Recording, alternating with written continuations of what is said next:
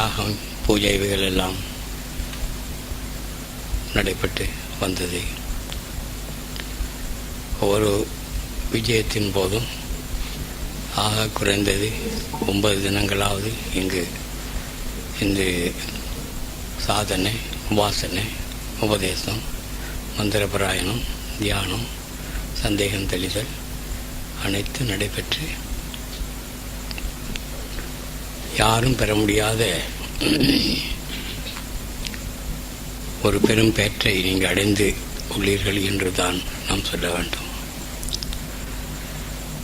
தொடர்ந்து நீங்கள் கேட்டு வந்த உபதேசத்தில் முருகேசு சுவாமிகள் பேசுகிறார் என்று நீங்கள் நினைத்திருக்கவே கூடாது. உங்கள் மத்தியில் உட்கார்ந்த உடனே மானசீகமாக ஒரு நொடி, ஒரு வினாடி என்னை ஆட்கொண்டு வழிநடத்தும் அந்த சத்குருநாதரை நினைச்சு அந்த பிளக்கை மாட்டி விட்டுறாரு. அதில்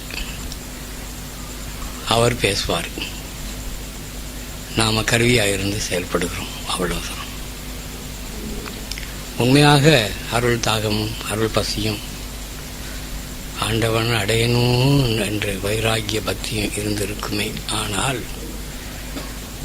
இன்றைய இவ்வளவு காலத்தோட பயிற்சியில், உபதேசத்தில், ஆசீர்வாதத்தில் நீங்கள் ஒரு பேரின்ப பெருநிலையை அடைந்திருக்க வேண்டும். அடையவில்லை என்று நான் சொல்லவில்லை, அடைந்து கொண்டே வருகிறீர்கள். ஒரு மனிதனுடைய நகம் வளரும் பொழுது அது வளர்ச்சியை நான் பார்க்க முடியாது. வளர்ந்த பின் தான் வளர்ந்து இருக்குதுன்னு தெரியும். தலைமுடி வளர்கிற நேரம் அது வளர்ச்சி வளர்ந்துக்கிட்டு வர்றது தெரியாது. ஏதோ ஒரு மாதத்துக்கு பிறகு வளர்ந்த பிறகு முடி வளர்ந்துருச்சுன்னு நினைக்கிறோம். அதே மாதிரி மனிதனோ ஒரு மரங்களோ தாவரங்களோ வச்சு தண்ணி ஊற்றிட்டு இருக்க நேரம் அது வளர்ந்துக்கிட்டே வருது, ஆனால் வளர்ச்சியை அதை காண முடியாது. அதுபோல் எங்கள் கண்ணுக்கு, எங்கள் மனதுக்கு, உங்கள் ஒவ்வொருவருடைய உள்ளத்திலையும் ஏற்றி வச்ச அந்த ஆன்ம தீபம் அணையாமல் பிரகாசித்து கொண்டு வருகிறது. நீங்கள் கேட்ட உபதேசமும் பெற்ற ஆசீர்வாதமும் இங்கு செய்த ஜபதபங்களும் யாகத்தின் பலனும் நிச்சயமாக உங்கள் அடிமனதில் பதிஞ்சு அது வளர்ச்சி அடைந்து கொண்டு வருகிறத நாம் உணர்கிறோம். குருநாதரும் உணர்ந்து கொண்டிருக்கார். ஒரு குழந்தை பள்ளியில் படிக்கும் பொழுது எப்படி அந்த ஆசிரியர் அவங்களுக்கு படிக்க சொல்லுகிறார், படிப்பில் கவனம் இல்லைன்னு டியூஷன் கொடுக்குறாங்க, ஹோம்ஒர்க் கொடுக்குறாங்க, அதை அடிக்கடி சில இதுகளை கொடுத்து பரீட்சை பண்ணி பார்த்து கொண்டு இருக்கிறது போல் என்னுடைய வாழ்க்கையில் எங்கள் குருநாதர் எங்களுக்கு சில சாதனைகளை, போதனைகளை செய்து அனுப்பிவிட்டார். அந்த சாதனையை நாங்கள் ரகசியமாக செய்து வந்தோம். அதில் முன்னேற்றம் அடைகிறதுமா என்று அவர் சூக்ஷ்மமாக பார்த்து கொண்டே இருப்பார். சில பேருக்கு சில தியான பயிற்சி, யந்திர மந்திர தந்திர சாஸ்திரங்களை கற்றுக் கொடுத்து அனுப்பி விடுவார். அவர்கள் அதில் தேர்ச்சி பெற்று அந்த சித்து பெற்று வருகிறார்களா என்பதை அவதானிப்பது மட்டுமல்ல, அவர்கள் பெற்ற அந்த சக்தியை மக்கள் இனத்துக்கு நல்ல வழியில் அதை பிரயோகப்படுத்துகிறார்களா, அல்லது தன் சுயநலத்துக்காக, பணத்துக்காக, பேருக்காக, புகழுக்காக அவர்கள் அதை பிரயோகிக்கிறார்களா என்று உணர்ந்தால் அங்கிருந்து அந்த மெயின் சுவிட்சை ஆஃப் பண்ணி விடுவார்கள். நமக்கு எதுவும் செயல்படாது, பேச முடியாது, அந்த இன்பத்தை அனுபவிக்க முடியாது. அது ஒரு சாபமாக மாறி துன்பத்துக்கு மேல் துன்பம் வந்து கொண்டிருக்கும். இது எங்களுடைய ஆசிரம தர்மம். நீங்கள் எல்லாம் ஏதோ எனக்கு வேதனை இல்லை, உங்கள் மேலே கோபமும் இல்லை, வெறுப்பும் இல்லை, ஒரு உங்கள் மேலே வச்சிருந்த அன்பு பரிவு பாசத்தில் சில குழந்தைகள் அதை உணராமல் அல்லது அலட்சியமாக அதனுடைய அருமை பெருமைகளை தெரியாமல் நடந்து கொண்டு பெற வேண்டிய பெரும் பெற வேண்டிய நேரத்தில் பெறாமல் தாமதமாகி கொண்டு வருகிறதே என்ற ஒரு இயக்கம் நம்மளை வாட்டி வருகிறது என்று தான் சொல்ல வேண்டும். அந்த குருவினுடைய அன்பு பரிவு பாசத்தை நீங்கள் பரிபூர்ணமாக உணர்ந்து அதுக்கு மதிப்பு கொடுத்தீர்கள் என்றால் அதை விட மேலானது ஒன்றுமே கிடையாது என்று தான் சொல்ல வேண்டும். அது என்னுடைய அனுபவ உண்மையும் கூட. நீங்கள் எல்லாம் ஏதோ இங்கே வசதியாக வருகிறீர்கள், உட்காரு, எல்லா வசதிகளும் இங்கே இருக்குது. ஒரு வசதி உங்களுக்கு கிடைக்கும், போக்குவரத்து வசதி. இங்கு உங்களுக்காக நாங்கள் அங்கிருந்து வந்து உங்களிலே நாங்கள் லயிச்சு இருக்கிறோம். ஆனால் சீடர்கள் வந்து குருவில் லயிக்கவில்லை என்று நான் சொல்லலாம். ஒரு பக்தருக்கு குரு கிடைத்து விடுவார், ஆனால் சீடர் கிடைக்கிறது ரொம்ப கஷ்டம். நாங்கள் எல்லாம் ஒரு குருவை தேடி எமயம் முதல் குமரி வரையில் காடு மலைகள்லாம் அலைந்த காலம் ஒன்று உண்டு. பட்டினி பசியோட வேதனையோட அந்த தாகத்தில் காடு மலைகளில் ஏறி கஷ்டப்பட்டு பல துன்பங்களுக்கு ஆளாகி திக்கற்ற அனாதையாக தெருவில் நின்று ஏங்கி தவிச்சு பல ஆசிரமங்களில் போய் பல குருமார்களை சரணடைஞ்சு அவர்களால் ஏமாற்றப்பட்டு வஞ்சித்து கூட வஞ்சிக்கப்பட்டு என்று கூட சொல்லலாம். ஏமாற்றமடைந்து குரு கிடைக்கவில்லையே என்று ஏக்கத்தோடு இருக்கும் பொழுதுதான் மனிதர் புரிந்து கொள்ள முடியாதபடிக்கு சாதாரண ஒரு அற்ப ஜீவனாக ஒரு மனிதனாக இருந்த ஒரு மகா பிரம்மஞானியை குருவாக அடையும் ஒரு பாக்கியம் எனக்கு கிடைச்சி அவரிடத்தில் பல்லாண்டு காலம் சாதனை பயின்று அவருடைய அனுகிரகத்தை அருளாசி பெற்றோம். அவர்கள் போட்ட அந்த அருள் பிச்சையை நாம் உங்களுக்கு வழங்கி கொண்டிருக்கோம். நீங்களும் என்னுடைய வாழ்க்கையிலேயே என் கண் முன்னே உங்கள் ஒரு தியாகங்களை செய்து அதில் பிரகாசிப்பீர்களே. ஆனால் அதுதான் நீங்கள் செய்யும் ஒரு தட்சணை, ஒரு காணிக்கை என்று நான் சொல்ல முடியும். அநேகமாக நமது இந்த சப்தரிசி ஆலயத்தில் கிழக்கு மாகாணத்தில் இதுவரை காலம் நம்மளுக்கு தொண்டு செய்து நம்ம வழி நின்று நம்ம அடிச்சுவட்டை பின்பற்றி அருள் தாகம் கொண்டு இங்கே சதா வந்து அந்த பசியோடு நீங்கள் இந்த உபதேசத்தை கேட்டு அந்த அந்த ஞான இதை பருகி வருகிறீர்கள். அது நன்மை கிடைத்து கொண்டு வருகிறது. இடையிடையிலே சில குட்டி சாத்தான்கள் பொந்துடும். உண்மையான எல்லாருடைய வாழ்க்கையிலையும் இந்த சாதனை காலத்தில் பல எதிர்ப்புகள், தடைகள் ஏற்படுவது உண்டு. இயேசுநாதருக்கும் சைத்தான் உள்ளிட்டு பல சோதனைகளை செய்தார். புத்தர் வாழ்க்கையிலையும் அந்த சோதனை நடந்தது. பல மகானுபாவர்களுடைய வாழ்க்கை எடுத்தால் அவர்களுக்கும் இந்த சைத்தார். ஆனால் அசைக்க முடியாத பக்தியால் விஸ்வாமித்திர மகரிஷிக்கும் கூட இந்த சோதனை நடந்தது. நீங்கள் படத்தில் பார்த்துருப்பீர்கள். அது மாதிரி சோதனை இல்லை. அதையெல்லாம் பெருசுப்படுத்தக்கூடாது. ஒரு சின்ன விஷயத்துக்கும் கூட லௌகிக இன்பத்துக்காக நமக்கு ஏதோ ஒரு இது கிடைக்கல என்பது அதுவும் இறைவனுடைய அருள், குரு அருள் என்று நினைத்து பெருமைப்படணும், சந்தோஷப்படணும். ஆனால் அதுக்காக விரக்தி அடைஞ்சு வாழ்க்கையில் தாங்கொண்ணாத துன்பத்தை அனுபவித்து கொண்டு கடவுள் இல்லை, குரு ஆசீர்வாதம் என்ன செஞ்சது, காயத்ரி மந்திரம் எனக்கு நன்மை பயக்கவில்லையே என்ற இயக்கத்தோடு வாழ்ந்து கொண்டிருக்கிறார்கள் சிலர். தப்பு. அதை நீங்கள் எல்லாம் மறந்து விட வேணும் என்று நீங்கள் குருவின் சன்னிதானத்தில் ஒரு குழந்தைய உங்களை, அதாவது நீங்கள் பெருமைப்பட வேண்டிய விஷயம். நாளைக்கு நாம் புறப்படுகிறோம். இந்த 9 நாள் பயிற்சியினுடைய சாராம்சத்தை உங்களுக்கு நேற்று சொல்லியாச்சு என்று சொல்கிறோம். எங்களுக்கு அந்த மகா நேருடைய கோயில் முன் இது கான்கிரீட் போட வேண்டியிருக்கு. பக்தர்கள் எல்லாம் தயாராகி கொண்டிருக்கிறார்கள். அதனால் இதை சுருக்கமாக நான் உங்களுக்கு முடிக்க வேண்டிய ஒரு சூழ்நிலை. அது மட்டுமல்ல, 2 முதியோர் இல்லம், ஒரு அநாத குழந்தைகள் ஆசிரமத்துக்கும் போய் அவர்களை பார்த்து ஆசீர்வதிச்சுட்டு வர வேண்டிய சூழ்நிலை இருந்ததுனால சிறிது தாமதமாகிவிட்டது. நீங்கள் ரொம்ப இதை சீரியஸாக நீங்கள் எடுக்கணும். நான் சொல்லணும், இன்றைக்கி ஒரு வார்த்தை, இது ஒரு வேத வாக்கா உங்கள் மனதில் பதியணும். உங்களை ஆட்கொண்ட அந்த குருநாதர் என்னைக்கும் அந்த பரிபூர்ண சக்தி இருக்கு. இடையில மனசலனம் இருக்கணும். பலர் சொல்லுவாங்க தடை இருக்கும், போட்டி இருக்கும், பொறாமை இருக்கும். சாதாரண போட்டியை விட ஆன்மீக போட்டியும் சில பொறாமையும் இருக்கத்தான் செய்கிறது சில பேருக்கு. அது ஆதிசங்கரர் காலத்தில் கூட அவர் 4 சீடர்கள் அவர்களுக்கு இருந்தார்கள். அவரோட படமெல்லாம் இங்கே மாட்டியிருக்கும் உங்களுக்காக.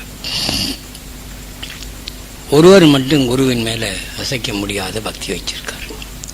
அந்த ஆதிசங்கரர் தான் சொல்லியிருந்தார், உன் குருவின் பாத கமலத்தில் அசையாத பக்தி வைப்பாயாகில் காண்பாய் உன் உள்ளத்தின் உள்ளே உலகத்தை ஆளும் அந்த தேவனின் ஒளிமய காட்சின்னு சொல்லிட்டார். குரு பாதம் தான். அவரோட 4 சீடர்கள் இருந்தார். 3 சீடர்கள் சாமிகிட்டே இருந்து பயிற்சி பெற்று வித்தைகளை கற்று பெரிய மகானுபாவர ஆகணும், ஞானி ஆகணும், பிரம்மத்தில் லயிக்கணும், பிரம்மானந்தத்தை அனுபவிக்கணும், பிரம்மத்தோடு ஒன்றோடு கலக்கணுன்ற ஆசையில் இருந்தார்கள். ஒருவர் மட்டும் போதனையை கேட்கவில்லை, அது சாதனையில் ஈடுபடவும் இல்லை. மானசீகமாக அவர் குருவையே ஸ்மரணம் பண்ணார், குரு நாமத்தையே ஜபிச்சார். குருவை கண்ணில் காணாதபடி நேரம் அவர் இருக்கு திக்கு நோக்கி விழுந்து நமஸ்காரம் செய்து விழுந்து வணங்குவார். எப்பொழுதும் தன்னோட நிழல் போல அந்த குருநாதர் வருகிறதாக பாவனை செய்து வாழ்ந்தார். அவர் இட்ட கட்டளைகளை சிறமேற்கொண்டு தண்ணி சுடவை, விறகு கொண்டுட்டு வா, ஆசிரமம் எழுதுறதுக்காக சாணி தேடிக்கிட்டு வா, பூ பறிச்சுக்கிட்டு வா, இதுதான் அவர் எப்போ குருதேவர் சொல்லுகிறாரோ அந்த ஏவலை நிறைவேற்ற காத்திருப்பார். மற்ற 3 பேரும் அவருடைய கெட்டித்தனமும் பக்தியும் தெரிஞ்சு அவர்கள் அவர் மேலே பொறாமை கொண்டார்கள். உள்ளுரையில் சந்தோஷமும் கூட. இவன் விறகு பொறுக்கிறதுக்கும் தண்ணி சுட வைக்கிறதுக்கும் தண்ணி தூக்குறதுக்குமே போய் குருதேவர் அனுப்பிடுறாரு. நமக்கு தான் வேதங்களை எல்லாம் கற்றுக் கொடுக்குறாரு, ஆகையினால நம்ம கற்றுக்கிடுவோம்னு சொல்லி அவனுக்கு எந்த நேரம் அவருக்கு உட்கார்ந்தா அவனுக்கு பொறாமை, இவன் கற்றுக்கிடுவானே, கெட்டிக்காரனாக இருக்கிறானே. எங்கேயாவது தண்ணி கொண்டு வா, அதை கொண்டு வா, வாசலில் கூட்டு வீடை கூட்டு அப்படின்னு சொன்னோன்னே இந்த 3 பேருக்கும் பெரிய பரம சந்தோஷம். அதனால் அப்படி இருக்கும் பொழுது அந்த போதனையை கேட்டு 4 வேதங்களுடைய சாரங்களையும் இந்த 3 பேருக்கு கற்றுக் கொடுத்தார். ஆயகலைகள் 64ஐயும் கற்றுக் கொடுத்தார். எல்லாம் கொடுத்து கற்றிருக்கும் பொழுது நீங்கள் இங்கே படம் பார்ப்பீங்க, நான் போட்டிருக்கோம் பாருங்கள், ஆதிசங்கரருடைய படம் 4 சீடர்களுக்கு உபதேசம் பண்ணிட்டு இருக்காரு. போகும்பொழுது பார்த்துட்டு போங்க, இல்லாட்டி நாளைக்கு பார்க்கலாம். இந்த ஒருவரை மட்டும் ஒரு நாள் அக்கறைக்கு போய் விறகு தூக்கிட்டு வா, ஏதோ ஒரு மூலிகை பறிச்சிட்டு வா, ஏதோ சொல்லிட்டார் சாமி. சிறமேற்கொண்டு நமஸ்காரமாக சொன்ன உடனே விழுந்து நமஸ்காரம் பண்ணிட்டு போயிடுவான் அக்கறைக்கு.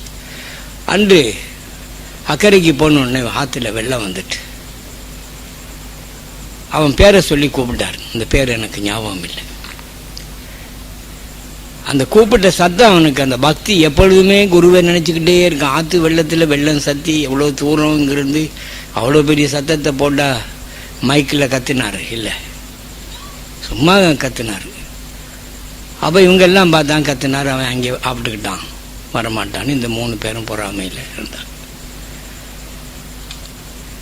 அவனை கூப்பிட்ட மாத்திரத்தில் ஆற்று வெள்ளத்தை பொருட்படுத்தலை, குருதேவான்னு வந்தான். வந்த இடத்துல அவனுடைய பாதங்கள்ல எல்லாம் தாமரை மலர். அவன் ஒவ்வொரு அடி எடுத்து வைக்க அந்த தாமரை இதழில் வச்சு இந்த கரைக்கு வந்துட்டான். வந்து குருவின் சாஸ்தாங்க நமஸ்காரம் பண்ண உடனே அவர் சொன்னார், அவருக்கு பேர் வச்சார் பத்மபாதர்.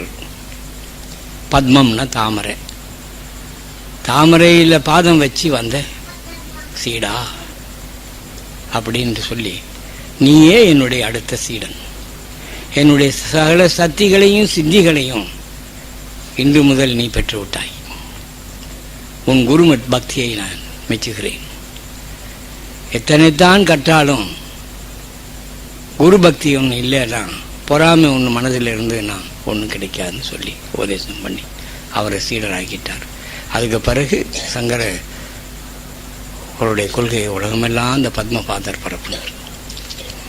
32 வயதுகள் தான் சங்கராச்சாரியார் வாழ்ந்தார். இந்தியாவில் உள்ள பூரி, ஜெகநாத், பத்ரிநாத், கேதார்நாத், அமர்நாத், மதுரை மீனாட்சி, காஞ்சி காமாட்சி, இப்படி எல்லா சங்கர மடங்கள் எத்தனையோ எல்லாம் பிரதிஷ்டை பண்ணி, சௌந்தரிய லகரி, சிவானந்த லகரி, இப்படி பல புஸ்தகங்களை அவர் எழுதி, பஜகோவிந்தம் இப்படி எல்லாம் செஞ்சு 32வது வயசில் நேபாள் எல்லையில் ஒளியோட ஒளி கலந்ததாக அவருடைய வரலாறு. 32 வயசு, சின்ன வயசுலேயே அம்மாவோட ஆசீர்வாதத்தை பெற்று சன்னியாசம் பெற்ற கதை உங்களுக்கு நான் சொல்லியிருக்கேன். அப்படி விவேகானந்தர் தன் குருவை சரணடைஞ்சார். குருவினருக்கு ஆங்கிலம் பேச தெரியாது, கல்வி அறிவு இல்லை. சாதாரண பின்தங்கிய தட்சிணேஸ்வர கிராமத்துக்குள்ள ஒரு பூசாரியாக ஆடி பாடி தேவிகிட்ட பாடிக்கிட்டு கிடந்தவரை இவர் போய் குருவை அடைஞ்சார். குருவை தேடி அலைஞ்சார், கிடைக்கவில்லை. காவி ருத்ராஜ்யம் போட்டு இருக்க தாடி வளர்த்தவர்கள் எல்லாம் கேட்டு, சுவாமியாரே நீங்கள் என்ன சாமியாரான்னு கேட்பார். ஆமாம் அப்படின்னார். பேர் என்ன? சங்கரானந்த சுவாமி அப்படின்வார். சும்மா பேருக்கு சொல்கிறேன். கடவுளை கண்டிக்கிறான்னு கேட்பார். இல்லை. அப்போ என்னத்துக்கிட்டா தாடியும் ருத்ராஜ்யமும் காவியும் 2 அடி அப்படியே விழுந்து ஓடிடுவாங்க. இப்படி விவேகானந்தர் கேள்விப்பட்டாவில் இந்த தாடி சாமி காவி சாமி எல்லாம் எங்கேயோ ஓடி ஒளிஞ்சுக்கிடுவாங்களாம் வாரான்னு. கடைசியில் ஒரு சாமி ஓட வழி இல்லாமல் வயோதிப சாமி ஆப்பிட்டுக்கிட்டார். நீ யாருடான்னு கேட்டாராம். சாமின்னு மரியாதையாக பேசுவார். ஏன்னா இவருக்கு தெரியும் இவங்க எல்லாம் போலி, இவங்களா அடைய புள்ளேன்னு பேசினா என்ன வந்துருச்சு அப்படின்னு. அப்போ கேட்டாராம், சாமி என்ன நீங்கள் யார்? சாமி, கடவுளை கண்டீங்களா? இல்லை. கடவுளை காட்ட முடியுமா? அதுவும் முடியாது. அப்போ அவர் உடனே சொன்னாராம், உன் தாகத்தை நீக்க உனக்கு கடவுளை காட்ட ஒரு மகான் இருக்கார் தட்சிணேஸ்வரத்தில், போன்னு சொன்னோடனே இந்த வேகத்தில் பாருங்க, படித்தவர், அழகானவர், அவருடைய படத்தை பாருங்க, பார்த்துக்கிட்டே இருக்க ஆசையாக வரும். அப்படிப்பட்ட வீர விவேகானந்தர்னு சொல்லுவாங்க. அவர் வேகத்தில் ஐயோ கடவுளை காட்டக்கூடியவர் ஒருத்தர் இருக்காரான்னு பார்த்தா, அந்த கிராமத்துக்கு பின்தங்கிய கிராமம், அது கிராமந்தோடு அது இதுகள் எல்லாம் கடந்து அங்கே போன ஒரு மரத்தடியில் குரூரமான முகம், அசிங்கமாக தோளில் ஒரு துண்டை போட்டுட்டு ஒரு கவீனத்தை கட்டிட்டு அப்படி உட்காந்துருக்கார். அட அவர் என்கிட்ட அடி வாங்க தப்புறதுக்காக பாரு, இந்த மாதிரி ஒரு மனுஷனை காட்டி விட்டுட்டு அவன் காண்டட்டும், இப்போ நான் போய் செய்கிற வேலை, இவர் மட்டும் கடவுளை அப்படின்னு நினச்சிக்கிட்டு போனாராம். போனோடனே பார்த்தா சாமி. ஆனால் இவருக்கு மனசில் பட்டுட்டு ஈர்ப்புத்தன்மை, பக்தி, ஒரு பக்தி ராமகிருஷ்ணர்கிட்ட என்னமோ இருக்குது, அதை உணர்ந்துட்டாரு. அப்போ கேட்டால், அப்போ ராமகிருஷ்ண பரமஹம்சர் கேட்குறாராம், பக்தியில் தான், உண்மையில் தான், மகனே எத்தனை வருடப்பா உன்னை பார்த்து தேடிக்கிட்டு இருந்தேன், இவ்வளோ காலம் எங்கேப்பா போனேன் அப்படின்னு அன்போடு கேட்கக்குள்ள விவேகானந்தர் அந்த துடிப்பு அதெல்லாம் இருக்கட்டும், இவர் அடி வாங்குற பயத்தில் இப்படி எனக்கு தடவி என்னை பட்டர் பூசுறாருன்னு நினச்சிட்டார் விவேகானந்தர். அதெல்லாம் இருக்கட்டும், நீர் கடவுளை கண்டீரா அப்படின்னு கேட்டார். ஆம் கண்டேன், காட்டுகிறேன். ஏன்னா கண்டேன்னு சொன்னால் காட்ட முடியுமான்னு கேட்குற கேள்விக்கு முதல்ல காட்டுகிறேன்னு சொல்லிட்டாராம். ஏதோ ஒரு பயம் இருந்திருக்கு, இவன் சின்ன பய துடிப்பு உள்ளவன் 2 கொடுத்துருவான் அப்படின்னு உட்கார சொல்லி நெஞ்சில் வச்சார். கண்டேன் கண்டார். பாருங்க, அப்படி இருக்கணும். அவர் குருவை தேடி போனார். நான் உலகம் என்ன குருவை தேடின காலம் ஒன்று போய் குருவையும் கண்டுபிடிச்சி இப்போ என் காலத்துக்கு பிறகு என் பணியை வளர்த்து என்னையை பார்த்து என்னையை பாதுகாத்து எனக்கு சேவை செய்யக்கூடிய ஒரு சீடரை தேடிக்கொண்டிருக்கிறேன். இலங்கையில் விசேஷமாக நோர்லியாவிலையும் மட்டக்களப்புலையும் என்று சொல்லுங்களே. இது யார் அமைய போகிறாங்களோ எனக்கு தெரியாது. அதுக்காக நான் பிரார்த்தனை பண்ணுகிறேன். அவர் யார் அப்படி எங்கள் குருநாதன் கடைசி காலத்தில் அதை தான் கேட்டார். ஒருத்தர் காலையில் வந்து எனக்கு ஒரு பெட்டி கொடுத்து 7 மணிக்கு 2 இட்லி ஒரு சட்னி கொடுத்து 10 மணிக்கு ஒரு மோர், 12 மணிக்கு ஒரு கூட்டு சாம்பார், 3 மணிக்கு ஒரு காப்பி, ராத்திரிக்கு ஒரு தோசை இட்லி ஒரு யார் கொடுத்து என்னை கடைசி காலம் என்னை பார்க்குறார்களோ அவங்களுக்கு என் சத்தியெல்லாம் கொடுத்து அவங்க அடைய வேண்டிய அந்த பெருநிலையை அடையிறதுக்கு பண்ணுவேன்னு எழுதி அனுப்பியிருந்தார் கடைசி காலம்.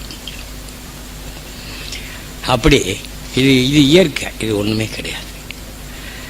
அந்தளவு சில பேரை அவர் பார்வை நினைச்சாலே சரி இவங்க குருவான் சீடராக இருக்கலாம், ரட்சிக்கப்படுவார்கள், பார்த்தாலே ரட்சிக்கப்படுவார்கள். ஆனால் அந்த அளவு ஒரு தியாகமும் பக்தியும் கொண்டு பணி வளர, நமக்கு தொண்டு செய்கிறதுக்கோ உடுப்பு கழுவுறதுக்கோ சாதம் போடுறதுக்கோன்னு நான் கேட்கல. அதுக்கு பிறகு அப்படி சரணடைகிற யாரோ தனிப்பட்டவர்களோ குடும்பமோ கணவன் மனைவியோ அவர்களை அந்த குருநாதர் சன்னிதானத்தில் நாம் ஏற்று அவர்களுடைய நன்மை தன்மை அனைத்தையுமே அந்த குரு மகா சன்னிதானம் காத்து ரட்சிக்கும். இது எங்களோட சட்டம், விதி, முறை. அதனால் எல்லா பக்தர்களும் நீங்கள் சீடர் ஆகியிருங்க. குருவின் பாதகமலத்தில் அசைய முடியாத பக்கிய வத்திருங்க. அந்த மகரிஷிகளும் சித்தர்களும் உங்களை கைவிடவே மாட்டார்கள்.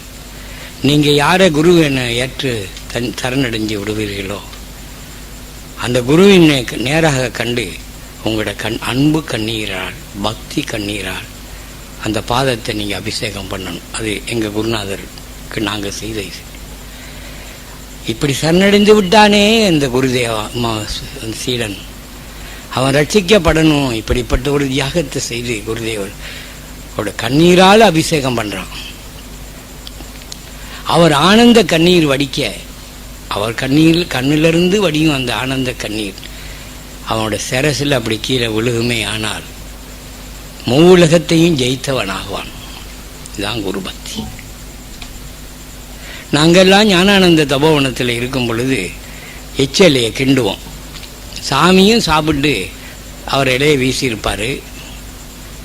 அதுக்குள்ள ஒரு எத்தனை சாப்பிட்டாங்களோ என்னாலும் பரவாயில்ல, அவர் சாப்பிட்ட இலையிலேருந்து ஒரு பருக்கை நம்ம வாயில் போயிடாதா, பிரசாதமாகாதா? அவர் கிணத்துல இருந்து குளிச்சுக்கிட்டு இருக்கும் பொழுது நாம் அங்கிட்டு இங்கிட்டு சும்மா நடவரோம். அவர் உடம்புல பட்ட அந்த தீர்த்தம் நம்ம உடம்புலையும் தெரிக்காதா? அப்படி சில நேரம் எங்கள் குருநாதர்கிட்ட நாங்கள் கொலைப்படி பண்ணுவோம். எட்டி உதைக்க மாட்டாரா? அவர் திருப்பாத நம்ம உடம்புல படாதா? இப்போ யாருக்கும் கொஞ்சம் சொன்ன உடனே கையை நீட்டுறாங்க, முறைக்கிறாங்க, சீர்றாங்க. இப்படி பக்தி நாங்கள் வச்சு ஒருவரில் பெற்றோம்ப்பா. அந்த மாதிரி நீங்கள் எல்லாரும் ரட்சிக்கப்பட்டு விட்டீர்கள். எல்லாரும் குருநாதருடைய குழந்தைகளாக ஏற்றுக்கொள்ளப்பட்டு விட்டீர்கள். சந்தம். இனிமேல் நீங்கள் அவருடைய உபதேசம் நின்று வாழ்ந்து அந்த பெரும் பேரை பெற்று அனுபவிக்கணும். அது உங்கள் கையில் இருக்குது. இதுவரையில் உங்களை சாதனையில் ஈடுபட்டிருந்தோம். கூடிய விரைவில் சப்தரிஷி ஆலயமும் அந்த மகாமேரு ஆலயமும் பிரதிஷ்டை ஆன பிறகு நீங்கள் அந்த எல்லையில் போய் உள்ளுக்கு நுழைஞ்ச உடனேயே சப்தரிஷிகளால் ஆட்கொள்ளப்படுவீர்கள். அதுக்காகத்தான் அரும்பாடுபட்டு அவர்களுடைய உபதேசப்படிக்கு அந்த ஆலயத்தை நம்ம வச்சு வருகிறோம். அதனால எல்லா குழந்தைகளும் இன்று முதலில் என்றோ இருந்து நீங்கள் சீடர்கள் ஆகிவிட்டீர்கள், குழந்தைகள் ஆகிவிட்டீர்கள், மாணவர்கள் ஆகிவிட்டீர்கள். இது சத்திய வாக்காக நீங்கள் நினைக்கணும். இதை மறுக்கும், இதில் எந்த இதுவுமே கிடையாது. அது உயர்ந்தவர்களோ தாழ்ந்தவர்களோ ஏழையோ பணக்காரர்களோ படித்தவர்களோ படிக்காதவர்களோ எப்படிப்பட்டவர்களானாலும் கூட பரவாயில்லை. நீங்களும் உங்கள் குடும்பம் ரட்சிக்கப்பட்டு விட்டீர்கள்.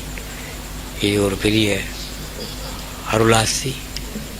இது உங்கள் அடிமனதில் நான் ஒவ்வொருத்தரையும் தொட்டு நான் ஆசீர்வதிக்கிறதை விட மானசீகமாக உங்கள் அடிமனதில் அந்த ஆன்ம விதையை விதைச்சிருக்கோம். ஒவ்வொரு முறையும் அடிக்கடி வந்து நீங்கள் தென்னை மரத்துக்கு தண்ணி ஊற்றுற மாதிரி நானும் வந்து பசரை எரு போட்டு தண்ணி ஊற்றிட்டு போகிறேன். வளர்ந்துக்கிட்டு வருது. பட்டு போகலை. சில பேர் பட்டு போகக்கூடிய நிலையில் இருக்குது. அதுவும் காப்பாற்றப்பட்டுரும்.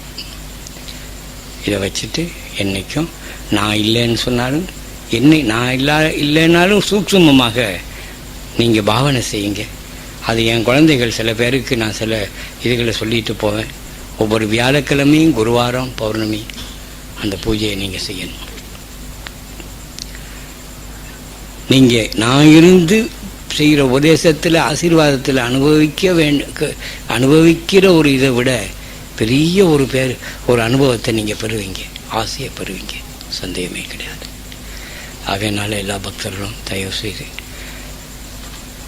சில நிமிடங்கள் நான் சொன்ன உபதேச மனதில் கொண்டு குருதேவா